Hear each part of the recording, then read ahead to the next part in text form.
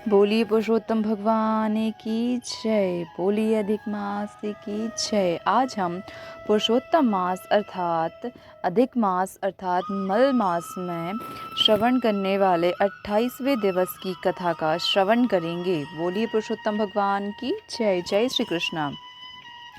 श्री नारायण जी बोले, यमराज के वचनों को सुनकर चित्रगुप्त बोले, यह प्रथम लोभ में पड़ा, इसलिए पहले यह प्रेत बने, प्रेत योनि भोगने के बाद यह वानर बनेगा और उसके अंदर मैं इसे अनेकों नरकों को भोगने का दुख दूंगा। चित्रगुप्त की आज्ञा से दूतों ने उस ब्राह्मण को मारते हुए प्रेत योनि में पटक दिया। वह ब्राह्मण प्रेत होकर उस वन में, जिसमें फल भी नहीं थे, रहने लगा। उस भयानक वन में भूख के कारण, प्यास के कारण वह व्याकुल प्रेम को घूमते हुए बहुत समय बीत गया। प्रेत योनि के अनेकों दुख भोगने के बाद चोरी के अपराध से बंदर योनि में उसका जन्म हुआ।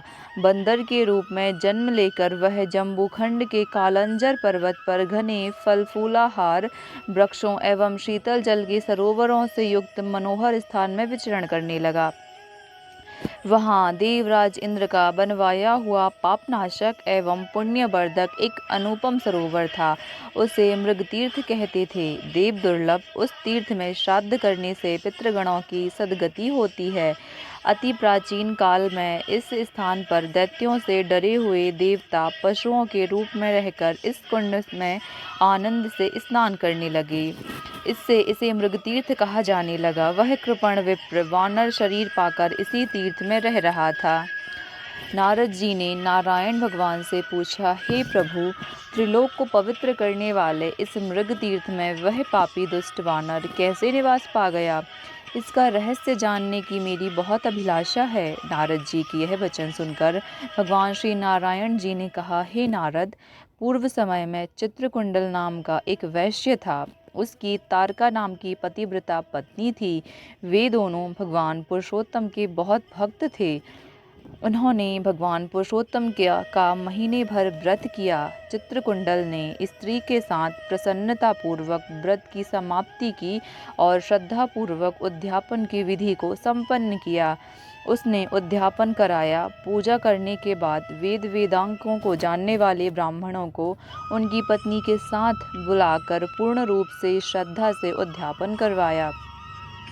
हे नारद, पैसों का लोभी वह कंजूस ब्राह्मण चित्रशर्मा भी वहां पहुंचा। उद्यापन विधि पूरी हो जाने पर चित्रकुंडल ने सपत्नीक ब्राह्मणों को खूब दान दक्षिणा देकर प्रसन्न किया। सभी ब्राह्मण दक्षिणा लेकर प्रसन्न मन से घर को चले गए, किंतु वह लोभी ब्राह्मण ठहरा रहा। वह रोता हुआ आगे बढ़कर विनय पूर्वक गदगद कंठ से बोला, हे वैश्यगण, हे वैश्य श्रेष्ठ चित्रकुंडल, यह पुरुषोत्तम मास धन्य है, जिसकी सेवा करने से इस लोक तथा परलोक के सुखों की प्राप्ति होती है। आप भगवत भक्त हैं। आपने विधि पूर्वक भली भांति पुरुषोत्तम भगवान के का व्रत संपन्न किया है और ब्राह्मणों को बड़ी प्रसन्नता के साथ खूब दान दक्षिणा दिया है, किंतु मुझे भाग्यहीन को क्यों कुछ नहीं दिया? चित्रशर्मा के इस प्रकार के कहने पर वह वैश्य चित्रकुंडल ने इस कंजूस को भी बहुत सा धन दे दिया। कृपण ब्राह्मण करदय ने उस धन को धरती में गाड़ दिया और वहां रहकर श्री भगवान पुरुषोत्तम की पूजा को देखता रहा। श्री नारायण जी आगे बताते हैं, हे नारद, उस कंजूस द्वारा भगवान पुरुषोत्तम की पूजा को देखने एवं स्तुति सुनने के पुण्य से, चाहे वह धन के लोभ से की थी, वानर रूप से उसका जन्म मृगतीर्थ में हुआ। हे द्विजों, जो मनुष्य भगवान पुरुषोत्तम देव का आदर पूर्वक श्रद्धा के साथ दर्शन करते हैं, स्तुति करते हैं, उनके पुण्यों को ब्रह्मा जी भी पूर्ण रूप से कहने में समर्थ नहीं हैं। आगे की कथा सुनाते हुए भगवान श्री नारायण जी ने कहा, उस लोभी और विश्वासघाती ब्राह्मण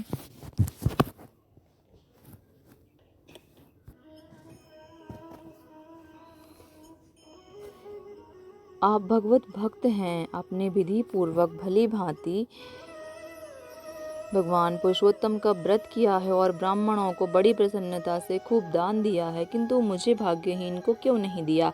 चित्र शर्मा के इस प्रकार कहने पर वैश्य चित्रकुंडल ने इस कंजूस को भी बहुत सा धन दे दिया। कृपण ब्राह्मण करदय ने उस धन को धरती में गाड़ दिया और वहां रहकर भगवान पुरुषोत्तम की पूजा देखता रहा। श्री नारायण ने आगे बतलाया, हे नारद, उस कंजूस द्वारा पुरुषोत्तम भगवान की पूजा को देखने, स्तुति सुनने के पुण्य से, चाहे वह धन के लोभ से ही क्यों न थी, वानर रूप में मृग तीर्थ में जन्म हुआ। हे द्विजों, जो मनुष्य भगवान पुरुषोत्तम देव का आदर पूर्वक श्रद्धा के साथ दर्शन करते हैं, स्तुति करते हैं, उनकी पुण्यों को ब्रह्मा जी भी नहीं कह सकते। आगे की कथा सुनाते हुए भगवान श्री नारायण जी ने कहा, उस लोभी और विश्वासघाती ब्राह्मण को मृग तीर्थ के हरे भरे वन में जन्म तो मिला, परंतु वहाँ भी वह भूखा प्यासा ही भटकता रहता था। जन्म से ही उसके मुख में पित्त विकार के कारण घाव था, जिसकी पीड़ा के कारण वह कराहता रहता था और घाव से खून बहता रहता था। वह इस प्रकार के जीवन से तंग आ चुका था और दिन रात रो रो कर मृत्यु की कामना किया करता था। एक दिन वह बंदर एक ऊंचे पेड़ से पृथ्वी पर गिर पड़ा और दुखी होकर चीखने लगा। उसके अंग अंग टूट गए थे और शरीर शिथिल हो गया था। भूखा प्यासा व्याकुल था। इस प्रकार उसे भूखे प्यासे दुख भोगते हुए देवयोग से पुरुषोत्तम मास आ गया था। पुरुषोत्तम का महीना आ गया था। भगवान श्री पुरुषोत्तम के महीने के कृष्ण पक्ष की दशमी के दिन ये वह प्यास से व्याकुल भटकते हुए एक कुंड के पास पहुंचा। भूख प्यास से व्याकुल वह बंदर कुंड के किनारे एक वृक्ष पर चढ़ गया और एक पेड़ से दूसरे पेड़ पर कूदा, किंतु पूरी तरह उछल ना पाने के कारण वह बीच में ही कुंड में गिर गया। बहुत दिन से भूखा रहने के कारण उसकी शक्ति क्षीण हो चुकी थी, अतः निर्बलता के कारण उस कुंड से निकलना दुर्लभ हो गया था। वह 4 दिन कुंड में पड़ा रहा और 5वें दिन उसके प्राण निकल गए।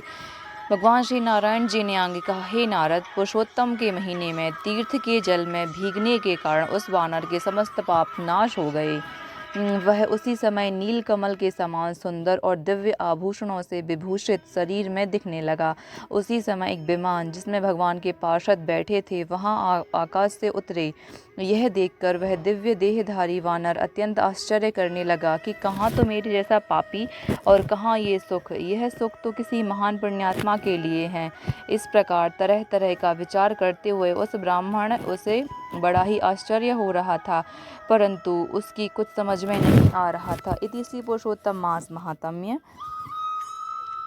कपिजमानी विमानागमन नामक 8वां अध्याय समाप्त। बोलिए पुरुषोत्तम भगवान की जय।